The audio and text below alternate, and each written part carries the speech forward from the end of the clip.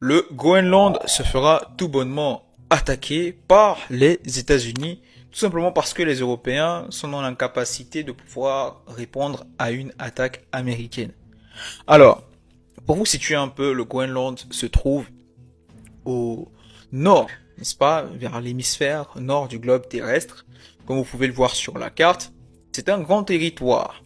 Pourquoi ça intéresse l'administration Trump? Parce que déjà, le Groenland se trouve dans le précaré supposé des Américains d'après la doctrine de Monroe, qui stipule comme quoi il y a une ligne imaginaire qui divise donc l'Amérique de l'Europe et de l'Afrique. Donc il y a une ligne imaginaire.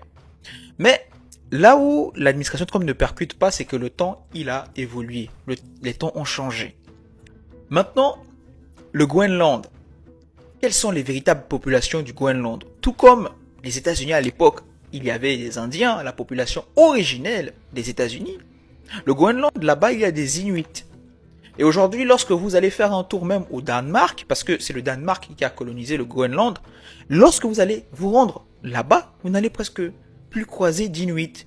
Pourquoi? Parce que les amis, les Danois qui ont colonisé les Inuits, les habitants originels du Groenland, les ont stérilisés volontairement.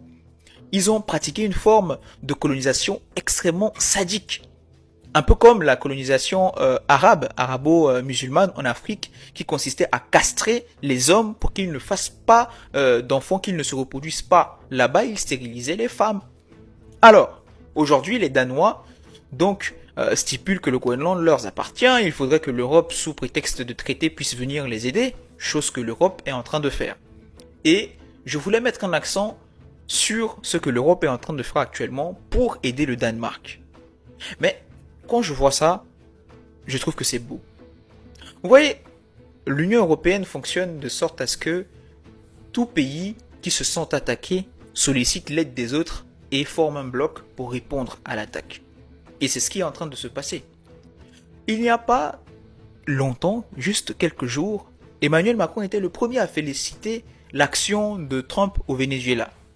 Mais normalement, il devrait être le premier à féliciter l'action de Trump pour le Groenland aussi. Parce que c'est deux poids, deux mesures. C'est de la malhonnêteté intellectuelle. C'est prendre le public pour des imbéciles. C'est vraiment être très mesquin.